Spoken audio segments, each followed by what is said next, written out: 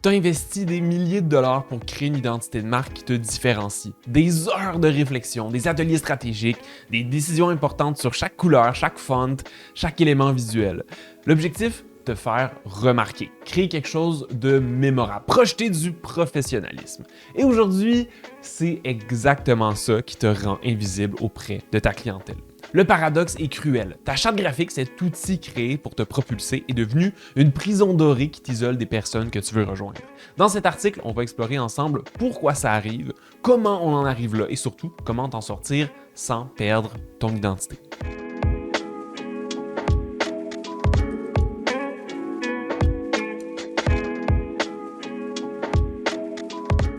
Tu te souviens de ce moment, le jour où tu as reçu ta vraie première identité de marque, tes couleurs officielles, ton logo décliné en 47 versions, ta typographie avec son petit nom chic, ton guide de marque qui fait 50 pages puis détaille l'emplacement exact entre ton logo puis n'importe quel élément visuel.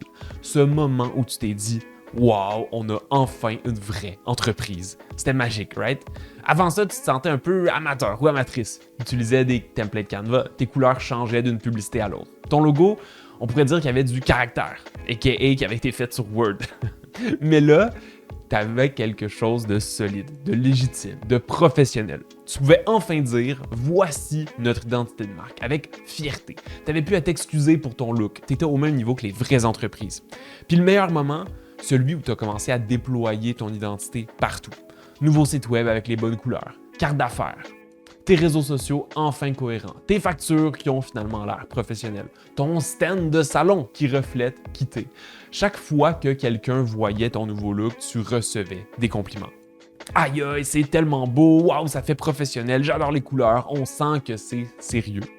Ces compliments validaient finalement ton investissement. Ils confirmaient que tu avais pris la bonne décision, que maintenant, on allait enfin te prendre au sérieux. Parce que, soyons honnêtes, avoir une vraie identité de marque, c'est un peu un rite de passage en business. Ça veut dire que tu as atteint un certain niveau, que tu n'es plus dans le mode survie où tu fais tout toi-même avec les moyens du bord. Tu as maintenant les ressources et la vision pour investir dans quelque chose qui va durer. C'est un symbole de statut, même si personne ne le dit ouvertement. Ça communique, on est là pour rester, on a une vision, on sait où on s'en va. Et honnêtement, ce sentiment-là est génial, c'est un accomplissement, c'est légitime d'en être fier. Puis on est tous passés par là, puis c'est vraiment un moment important. À ce moment-là, tu ne le sais pas encore, mais il y a quelque chose d'autre qui commence aussi. Lentement, de façon imperceptible, ta charte graphique va passer d'un outil pratique à un cahier de règles, possiblement un peu trop rigide. Mais pour l'instant, tout va bien, ça va. Pour l'instant, c'est juste de l'euphorie pure. Tu as ta marque, tu es pro, tu es prête ou prêt à conquérir le monde.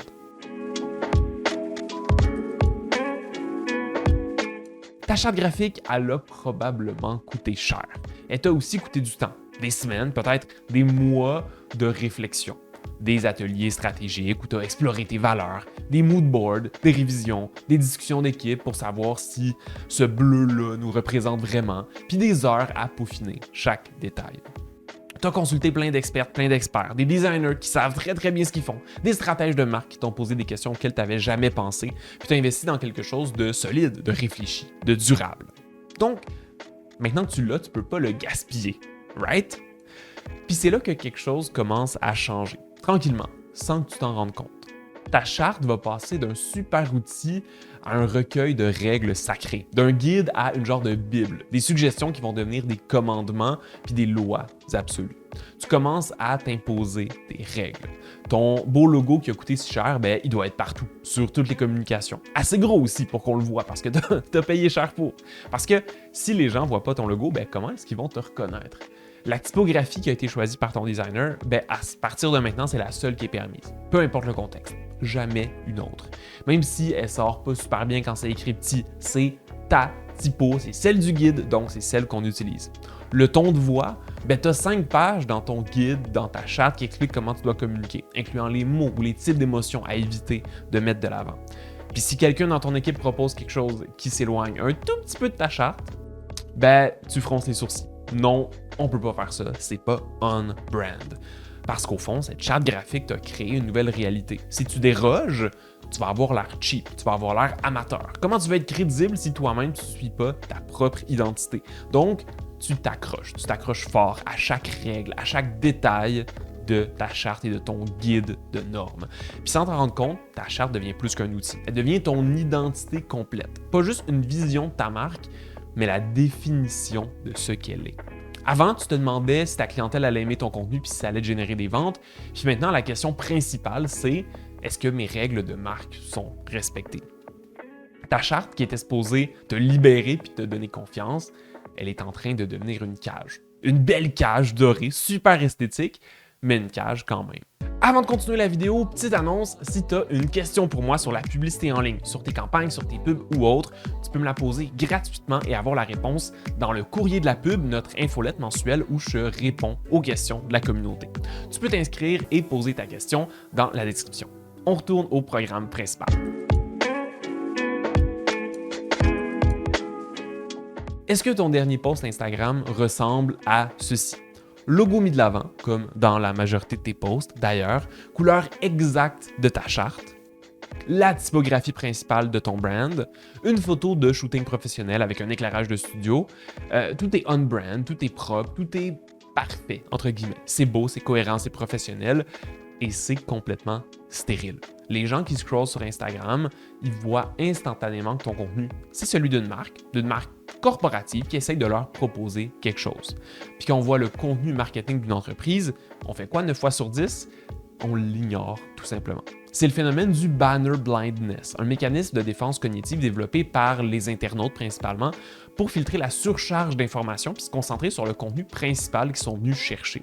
Concrètement, ça va se manifester par le fait d'ignorer puis d'éviter de poser le regard sur les pubs qui sont un peu plus traditionnels, puis d'ignorer tous les éléments qui vont utiliser un design, des couleurs ou un format typique d'un look publicitaire. Puis non, ça ne s'applique pas juste aux pubs. Chaque élément de contenu de ta marque est propice au banner blindness. Parce que finalement, pour reprendre l'exemple d'Instagram, les gens ne sont pas là pour voir des publicités ou pour voir du contenu de marque. Dans cette situation-là, ta marque se retrouve à être genre l'adulte qui essaie de parler aux ados en disant « Yo les jeunes, c'est lit par ici ». Ben, l'intention est bonne, mais l'efficacité n'est clairement pas au rendez-vous. Tu arrives avec ton langage à toi, ton esthétique, tes messages soigneusement calibrés selon un long guide de marque, avant même de t'être demandé ce que ton marché, sur la plateforme en question, voulait vraiment voir. Puis le résultat, c'est quoi? Les gens vont scroller. Tu connectes moins. Tu es ignoré. On le voit dans nos propres campagnes publicitaires chez Antilope. Les pubs qui ressemblent trop à des pubs performent généralement moins bien que celles qui se fondent plus naturellement dans un feed. Une pub avec un shooting ultra léché, avec le logo en gros et les couleurs parfaites, ben cette pub-là pourrait te coûter plus cher, générer moins d'intérêt, puis au final, moins de ventes. Dans la très grande majorité des cas, les publicités qui amènent le plus de résultats chez nos clientes et nos clients vont reprendre des éléments de la culture de la plateforme sur laquelle on annonce.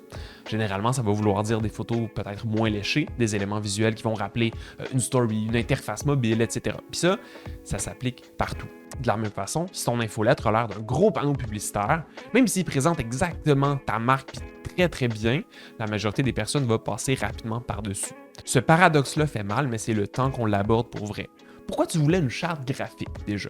Pour être crédible, pour être professionnel, pour être légitime, pour te démarquer, pour être mémorable et finalement pour attirer de la clientèle. C'était exactement la bonne intention. Mais aujourd'hui, c'est cette même charte qui empêche une partie de ta clientèle de connecter avec toi. Plus tu es on-brand, moins tu es humain, moins tu es accessible, moins tu es vrai. Plus tu vois ta charte comme un livre sacré, moins les gens vont se reconnaître dans ta marque. Parce que ta charte est appliquée en silo sans tenir compte du contexte dans lequel ta clientèle va le voir. Donc, le résultat, c'est que tes publicités puis le reste de ton contenu se ressemblent toutes. Elles ressemblent toutes à les autres publicités que les gens ignorent quotidiennement. Tu es devenu une marque un peu trop impersonnelle dans un océan de marques impersonnelles. Parfaitement on-brand, oui, mais parfaitement ignorable aussi. Bon, avant que tu te sentes trop mal d'avoir une charte graphique, on va comprendre ensemble pourquoi ça arrive et comment tu peux t'en sortir.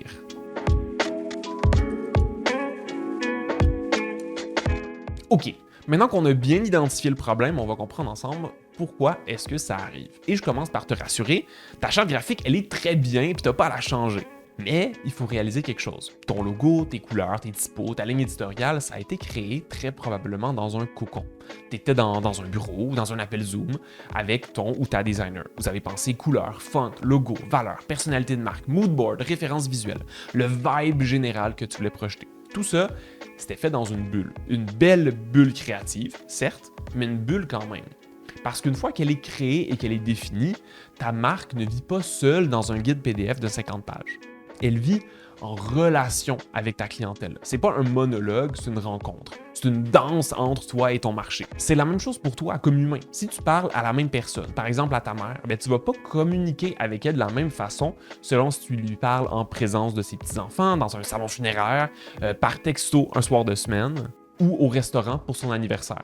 C'est la même personne, mais le contexte change tout. Le ton va changer, tes mots vont changer, ta façon de t'exprimer va s'adapter. Puis ta marque, elle devrait faire la même chose. Bref, ta clientèle, c'est pas une personne dans un contexte, c'est des centaines de milliers de personnes différentes dans des dizaines ou des centaines de contextes différents avec des intentions complètement différentes. La personne qui va scroller sur Instagram dans son lit pour se détendre après une grosse journée, n'est pas dans le même état d'esprit que celle qui va chercher activement des solutions à son problème sur Google un mardi matin. C'est peut-être la même personne, mais dans un contexte différent, avec une intention différente, dans un état d'esprit différent. Sur Instagram, le soir, elle va vouloir être divertie, sortir de son quotidien, voir quelque chose qui la fait rire, réfléchir ou rêver. Elle veut pas voir de la pub. En fait, personne ne veut jamais voir de la pub. Sur Google, elle est en mode résolution de problèmes. Elle cherche activement de l'info. Elle est prête à considérer des solutions. Elle est ouverte à découvrir des entreprises qui peuvent l'aider. C'est la même personne dans un contexte différent, puis ton approche devrait l'être aussi. Mais si tu fais comme la majorité des marques, tu vas lui montrer exactement la même chose partout. Le même esthétique, le même ton, le même format, parce que c'est ça que va te dire ta charte. Et on n'a même pas encore parlé du fait que chaque plateforme a ses propres codes culturels. Pour nommer quelques exemples, Instagram, tu le sais probablement, c'est la plateforme de l'authenticité. Les gens veulent du beau, oui, mais pas du trop parfait. Ils veulent des stories, des vibes, de l'esthétique, mais pas du corpo. LinkedIn, c'est plus professionnel, mais ça doit aussi rester humain. Les gens vont vouloir du contenu d'autorité, du storytelling d'affaires, des conseils pertinents, pas des dépliants corpos déguisés en pitch de vente.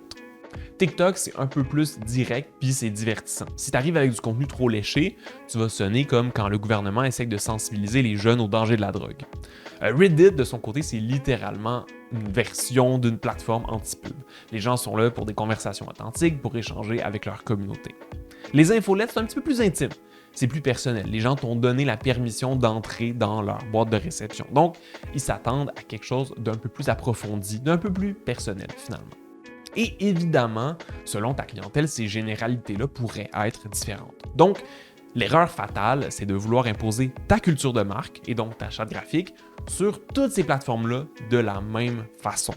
Plus tu veux respecter ta charte de marque de façon rigide, plus tu te coupes de ta clientèle. Tu vas choisir la cohérence visuelle au détriment de la connexion humaine, puis finalement, le contrôle au détriment de la pertinence.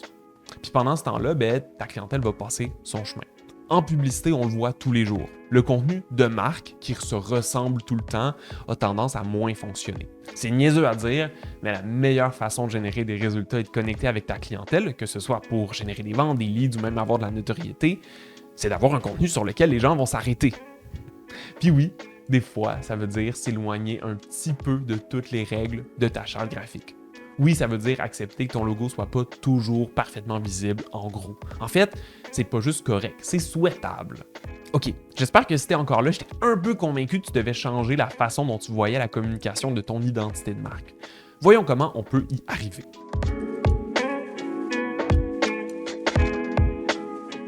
La bonne nouvelle, c'est que tu n'as pas besoin de jeter ta charte aux poubelles. Pfiou! Ce qu'il faut changer, c'est ta relation avec elle. Passer d'une charte qui te dicte quoi faire à une charte qui te guide. C'est une nuance importante. On y va. Avant toute chose, je vais me permettre de proposer une nouvelle définition de ce que c'est une charte graphique ou même une identité de marque de façon plus large. Ta charte, c'est pas juste des couleurs, des typos, un logo puis un slogan. C'est pas une formule à appliquer mécaniquement. C'est pas un livre de règles. C'est une personnalité reconnaissable, une façon de communiquer, un esprit qu'on peut adapter selon le contexte, des valeurs qui vont guider tes décisions. Tout sauf des règles qui vont les limiter. Pense-y, comme humain, on va te reconnaître même si tu te coupes les cheveux, si tu changes de vêtements, puis même si tu parles différemment selon si tu es au travail ou dans une fête. Pourquoi? Parce qu'on reconnaît ton essence, ta personnalité, ta façon d'être. Mais pour ta marque, c'est pareil. Tant qu'on te reconnaît, tant qu'on comprend que c'est toi, tant qu'on peut associer ce contenu-là à ta marque, ben ton identité, elle est communiquée. Mission accomplie. Même si c'est pas parfaitement on-brand selon ton guide, même si ton logo est pas sur chaque slide, même si tu as fait une blague dans une publication alors que tu n'utilises pas l'humour dans toutes tes communications, c'est correct. Si on peut te reconnaître, t'as gagné. Bon, en brainstormant avec Claude pour cette vidéo, j'ai trouvé cette idée et je pense qu'elle est assez intéressante pour l'inclure. C'est le concept du caméléon cohérent. Le caméléon, ça change de couleur selon son environnement, mais ça reste un caméléon, tu le reconnais. Ils se font pas entièrement dans son environnement puis ne devient pas soudainement genre un iguane ou un gecko. Ta marque doit faire pareil, s'adapter au contexte, à la plateforme, à l'état d'esprit de ton audience, sans perdre son essence. Ça veut dire quoi concrètement? Ben, chez Antilope, par exemple, on teste plein de pubs. Oui, des fois, des publicités léchées, pro, on-brand, avec ton logo en gros plan. Mais aussi des pubs bizarres, des memes, des photos moins belles, des publicités post-it, des reprises d'interfaces connues. Puis d'ailleurs, by the way, par rapport à ça, tu peux retrouver plein d'exemples dans la description. Je t'ai mis le lien de nos 16 pubs qui ont le mieux fonctionné dans les 12 derniers mois. Mais les publicités qui performent le mieux sont presque jamais les plus on-brand. C'est celles qui vont s'intégrer naturellement dans le feed. C'est celles qui vont pas crier pub. C'est celles qui respectent les codes de la plateforme où elles apparaissent. Puis tu sais quoi? Les gens reconnaissent quand même la marque parce que le produit est là, parce que le message est cohérent avec les valeurs de l'entreprise, parce que le ton était reconnaissable. On a sacrifié le beau brand super rigide qui se plie aux normes graphiques pour un brand plus vrai qui connecte plus. Puis ça fonctionne vraiment bien. Parce que les gens arrêtent de scroller, ils vont lire, ils vont cliquer. Parce que ça ressemble pas à une pub, ça ressemble à quelque chose d'humain que n'importe qui aurait pu poster sur la plateforme. Attention, ça veut pas dire non plus de faire n'importe quoi, n'importe comment pour générer des résultats. Ça veut pas dire d'abandonner ton identité ou de créer du contenu qui te ressemble pas du tout. C'est pas ignorer ta charte, c'est être intentionnel dans ton adaptation. Avant de créer du contenu, demande-toi qui est mon audience ici? Quand, comment elle va voir ce contenu, dans quel état d'esprit elle est et qu'est-ce qui va résonner avec elle. Puis ensuite, tu vas pouvoir créer du contenu qui respecte les codes de la plateforme, qui correspond à l'état d'esprit aussi de ton audience, qui reste fidèle à tes valeurs, à ta personnalité de marque, mais qui s'adapte dans sa forme. Le résultat, c'est du contenu qui performe, qui connecte, qui génère des résultats, tout en restant reconnaissable comme étant ta marque. C'est ça le concept du caméléon cohérent. Tu changes de couleur selon où t'es, mais on sait très bien que c'est toi.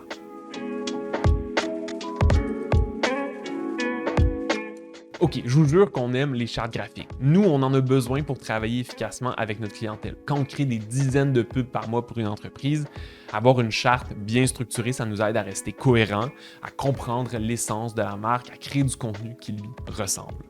Sans charte, c'est un peu l'anarchie créative. On ne sait pas où on s'en va, on navigue à vue, puis chaque personne de l'équipe va interpréter la marque à sa façon. On perd du temps à se demander est-ce que ça nous ressemble à chaque fois qu'on ouvre Photoshop. Une bonne charte graphique, finalement, c'est essentiel. Pour nous, c'est notre fondation, puis c'est ce qui nous permet de construire quelque chose de vraiment solide. Donc, non, on ne dit pas d'arrêter de suivre ta charte graphique puis de faire n'importe quoi. Mais ta charte doit être un point de départ et pas une destination. D'un côté, tu as ta structure, ce qui reste fixe puis ce qui définit vraiment qui t'es, peu importe où tu te trouves. Les valeurs de ta marque vont définir ce que ton entreprise est vraiment, ce qui est important pour vous puis ce en quoi tu crois. Mais ça change jamais selon la plateforme.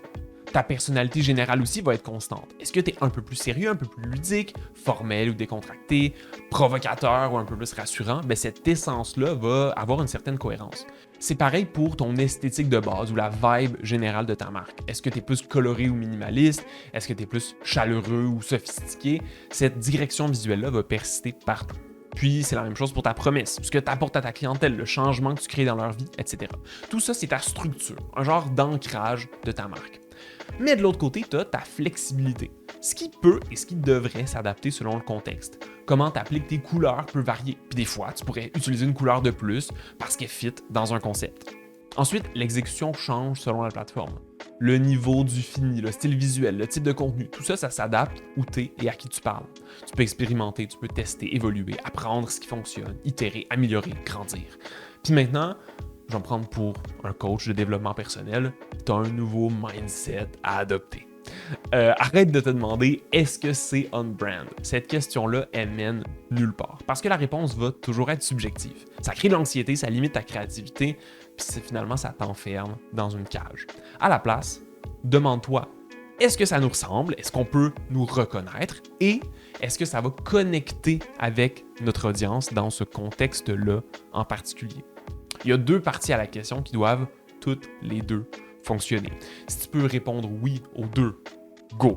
Si l'une des deux est pas certaine, ajuste. Parce qu'au final, c'est pas l'un ou l'autre. C'est pas respecter ma charte ou connecter avec ma clientèle. C'est les deux, ensemble, en même temps. Donc, maintenant, question pour toi. Est-ce que ta charte te sert ou est-ce qu'elle t'enferme? Prends 2 minutes pour vrai. Va regarder tes derniers posts sur les réseaux sociaux, tes dernières pubs, ton dernier courriel envoyé à ta liste. Puis, pose-toi ces questions. Est-ce que tu as essayé de rejoindre ta clientèle de plein de façons différentes en tenant compte du contexte où elle se trouve? Ou est-ce que tu as créé exactement le même type de contenu partout en mode pilote automatique?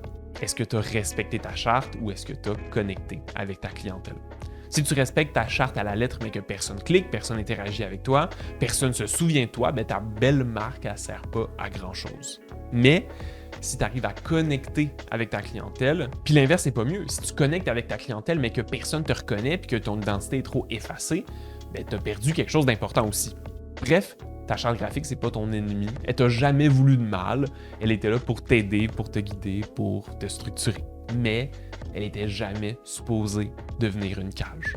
Voilà, j'espère que ça t'aura donné quelques pistes de réflexion pour l'identité de ta marque et pour la façon dont tu la communiques. Si tu penses que j'ai oublié quelque chose ou que tu n'es pas d'accord avec moi, c'est correct aussi. N'hésite pas à me le mettre en commentaire. Sinon, tu peux t'abonner pour ne pas manquer nos prochaines vidéos. Puis je t'ai mis plein de liens intéressants aussi dans la description si tu veux continuer ta réflexion. Passe une super belle journée, puis on se revoit dans une prochaine vidéo. Salut!